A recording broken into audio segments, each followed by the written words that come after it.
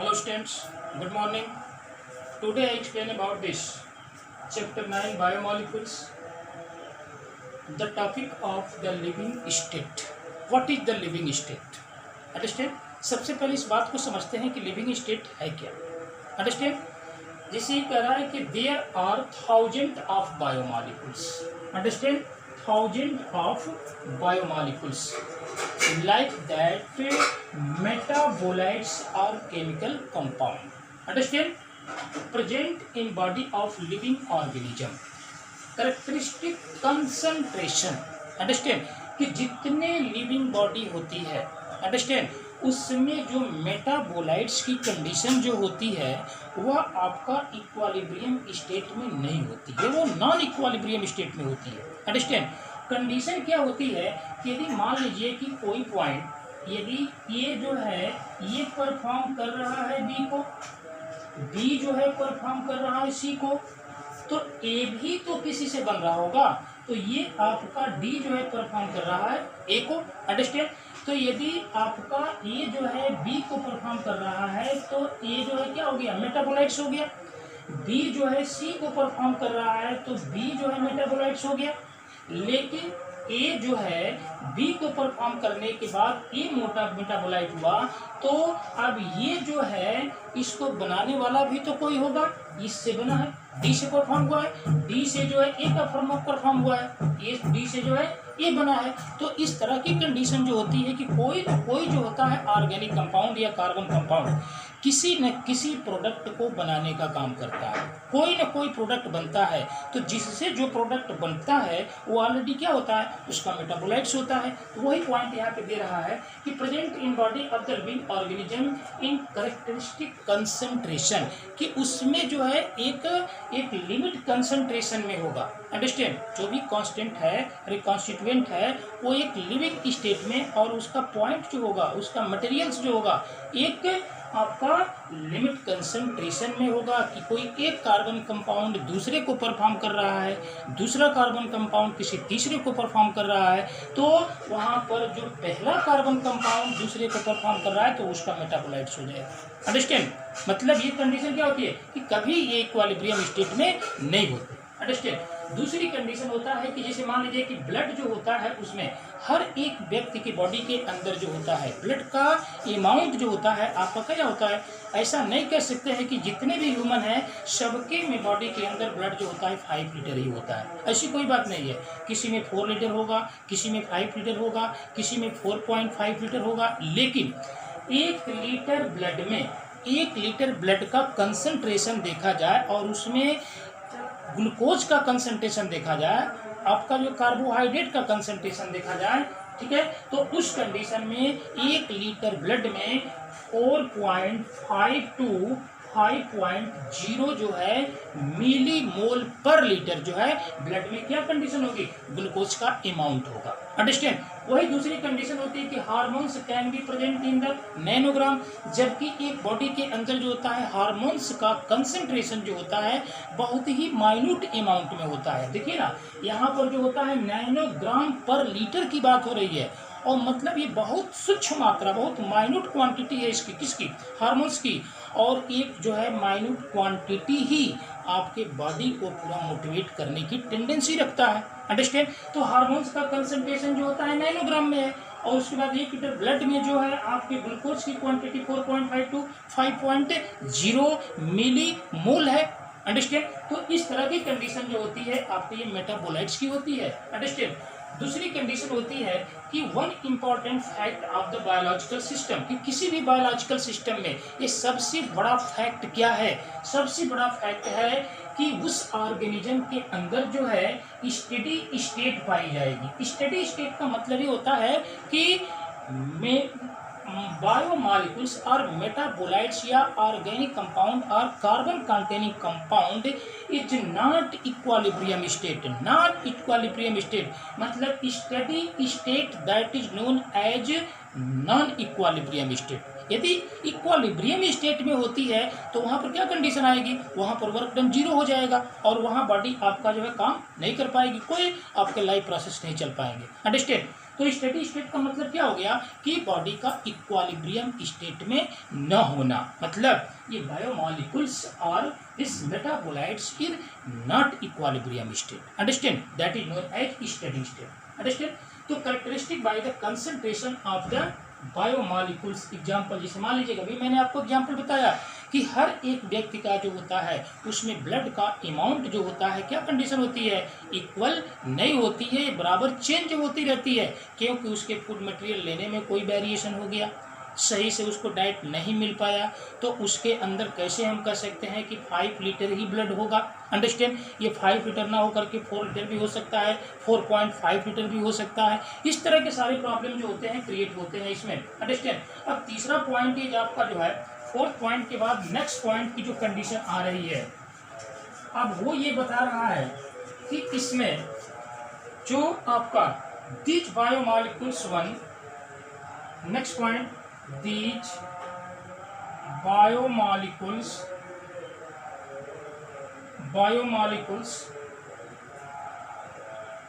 इन metabolite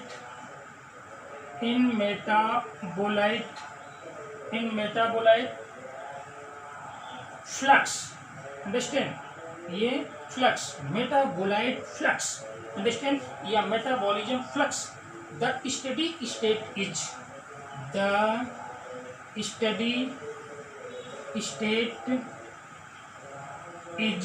non equilibrium state, understand, क्या नाम दिया गया, नॉन इक्वालिब्रियम स्टेट, अंडरस्टैंड, इसका नाम क्या दिया गया, नॉन इक्वालिब्रियम स्टेट। मतलब क्या हो गया कि मेटाबोलाइट या मेटाबॉलिक फ्लक्स का मतलब ये होता है कि आपकी बॉडी के अंदर जितने मेटाबॉलिज्म या मेटाबॉलिक, कैटाबॉलिक, एनाबॉलिक, अंततः मेटाबॉलिज्म जो हो रहा है जिसके अंतर्गत आपका सिंथेसिस और उसके बाद लाइसिस प्रोसेस होता है, ये आपका इक्वालिब्रियम स्टेट में नहीं होता है, अंडरस्टैंड। यदि इक्वालिब्रियम स्टेट में हो जाए तो वहाँ पर वर्क डन क्या हो जाएगा, जीरो हो जाएगा, और जब वर्क डन जीरो होगा तो आपके लाइफ के प्रोसेस का कोई सिस्टम नहीं चल पाएगा, अंडरस्टैंड। तो जितने मेटाबोलाइट्स होते हैं या मेटाबॉलिज्म होता है जिसमें कैटाबॉलिज्म और एनाबॉलिज्म, ये दोनों कंडीशन जो आती है, ये क्या कंडीशन होती है, यहाँ पर कोई ऐसी कंडीशन नहीं है कि वहाँ पर जो है इक्वालिब्रियम स्टेट में आ जाए, अंडरस्टैंड। तो दो कंडीशन मिली, एक आपका स्टेडी स्टेट और दूसरा जो है मेटाबॉलिक फ्लक्स, अंडरस्टैंड। तो ये दोनों कंडीशन जो होती है कि metabolism is the non equilibrium state, that is known as steady state, उसी को हम क्या कहते हैं, स्टेडी स्टेट कहते हैं, क्योंकि कोई भी रिएक्शन, केमिकल रिएक्शन जो होता है वो चाहता है कि हम एक इक्वालिब्रियम स्टेट में आ जाए, अंडरस्टैंड। लेकिन आपके मेटाबॉलिज्म के थ्रू यदि ये रिएक्शन आपका इक्वालिब्रियम स्टेट में हो जाएगा तो वर्क डन क्या हो जाएगा, जीरो हो जाएगा, अंडरस्टैंड। इसी पॉइंट को हम कहते हैं क्या, मेटाबॉलिक फ्लक्स कहते हैं, और यहाँ पर राइट किया है कि non equilibrium state, understand.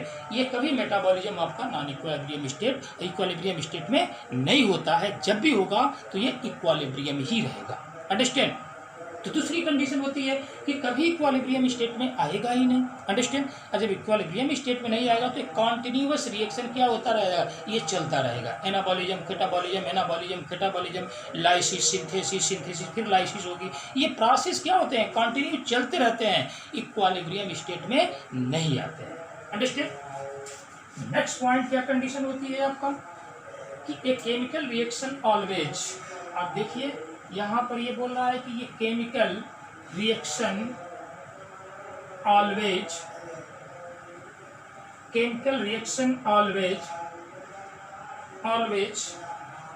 That go to इक्वालिब्रियम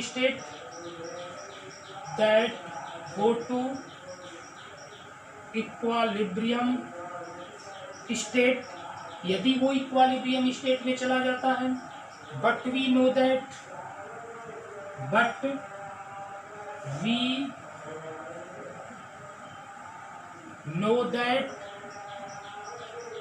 लेकिन हम जानते हैं कि work can not be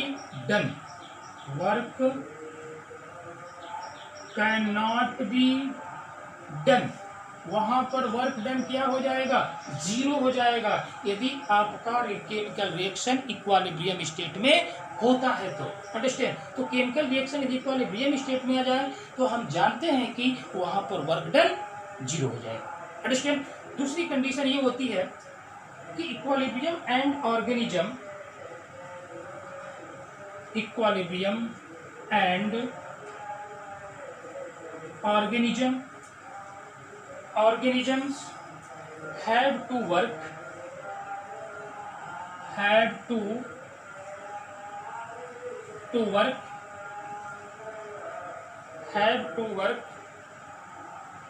constantly, so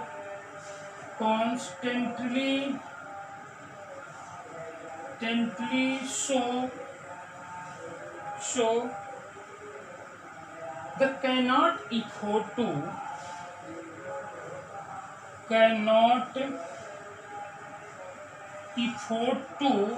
cannot afford to each equilibrium state।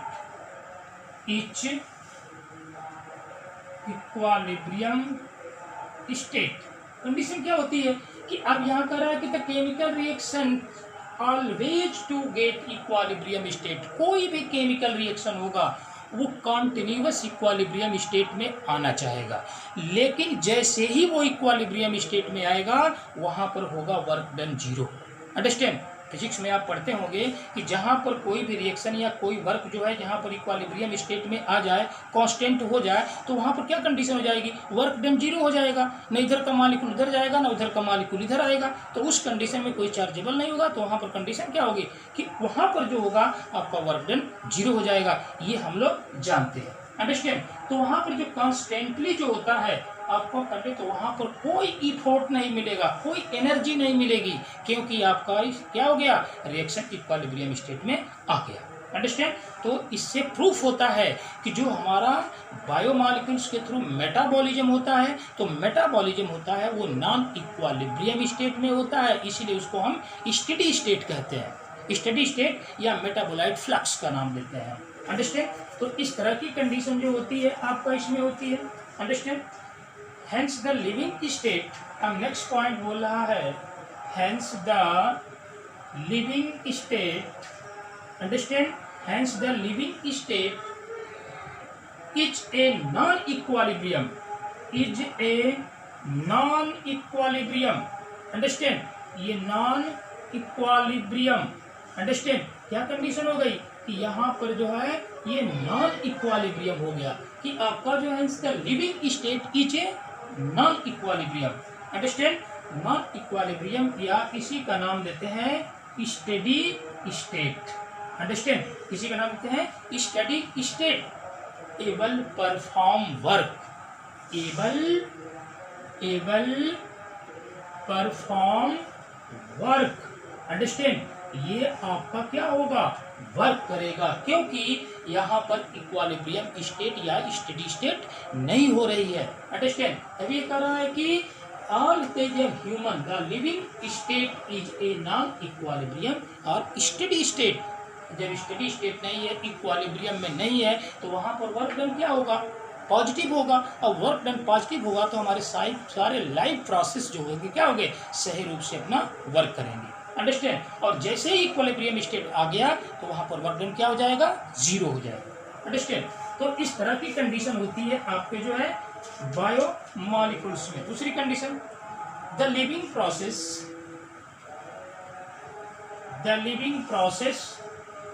Understand, the living process are constant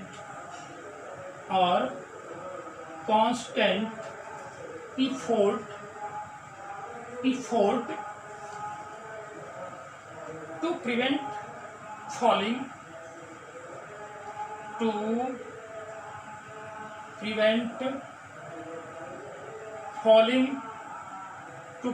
falling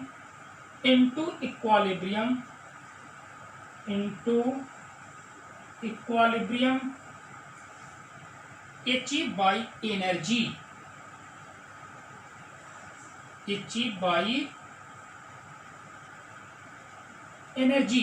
understand, achieved by energy input, understand, achieve by energy input. ये क्या condition होती है कि living process constant effort to prevent falling into equilibrium achieve by energy. Input. अब condition क्या होती है कि जब कोई भी लिविंग प्रोसेस जो होता है यदि वो कांस्टेंट हो गया, अंडरस्टैंड, जब एक कांस्टेंट हो गया तो कंडीशन क्या होगी, वहां पर आपका इक्वालिब्रियम स्टेट के थ्रू जो होता है, यदि वो नॉन इक्वालिब्रियम स्टेट होगा तब तो एनर्जी इफोर्ट करेगा, यदि वो इक्वालिब्रियम स्टेट हो गया तो वहां पर एनर्जी इफोर्ट नहीं करेगा, अंडरस्टैंड। तो इस तरह की कंडीशन जो होती है आपका इस पॉइंट से मिल रही है, अंडरस्टैंड। दूसरी कंडीशन ये होती है कि मेटाबॉलिज्म गिव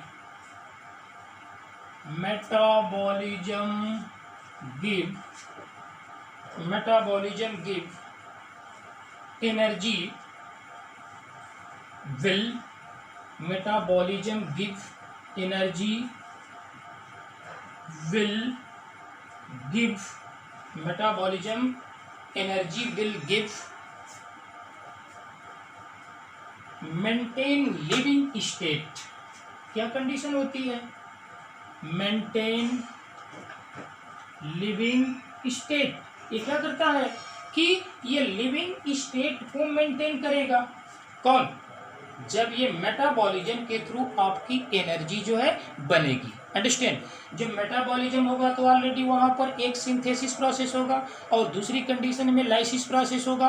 अब कंडीशन ये है कि आपका C6H12O6 तो बन गया, ये आपका सिंथेसिस प्रोसेस हो गया, लेकिन जब ये ब्रेक डाउन होगा प्लस ऑक्सीजन के प्रेजेंस में तो क्या करेगा, ये CO2 और H2O में ब्रेक डाउन होगा, और जब ब्रेक डाउन होगा तो वहां पर एनर्जी क्या करेगा, रिलीज करेगा। अब वो एनर्जी जब रिलीज करेगा तो हमारी लाइफ प्रोसेस जो है क्या करेगी, मोटिवेट होगी, अंडरस्टैंड। और जब ये लाइफ प्रोसेस हमारी चलेगी तो वो कंडीशन कर रहा है कि तब हम जाकर के अपने लिविंग स्टेट या अपने बॉडी को हम क्या करेंगे, मेंटेन करेंगे। कोई भी लिविंग ऑर्गेनिज्म यदि वर्क कर रहा है, उसमें सारे सिस्टम वर्क कर रहे हैं, तो उसको क्या जरूरत पड़ेगी, उसको एनर्जी की बेसिकली नीड पड़ेगी, और वो एनर्जी उसको कहाँ से मिलेगी, मेटाबॉलिज्म के थ्रू मिलेगी, अंडरस्टैंड। यदि मेटाबॉलिज्म हो रही है मतलब वहाँ पर सिंथेसिस और लाइसिस प्रोसेस हो रहे हैं तो वहाँ पर एनर्जी प्रोवाइड होगी, और एनर्जी प्रोवाइड होगी तो वो अपने लिविंग स्टेट को क्या करेगा, मेंटेन करने का काम करेगा।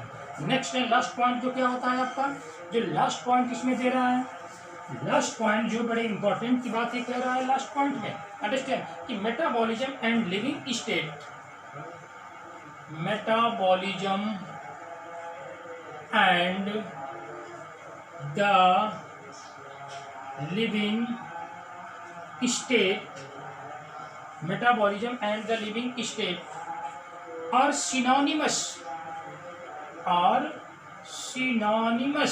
understand, क्या नाम दिया, synonymous, अंडरस्टैंड। ये synonymous की कंडीशन है कि metabolism and the living state is synonymous and without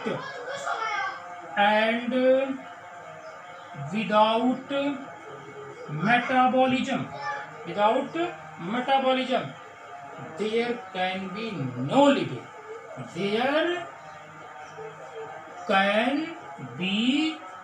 living, understand.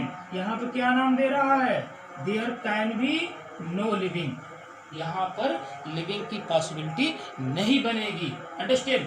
जबकि ये मेटाबॉलिज्म और लिविंग स्टेट ये दोनों एक दूसरे के क्या है, सिनोनिमस है।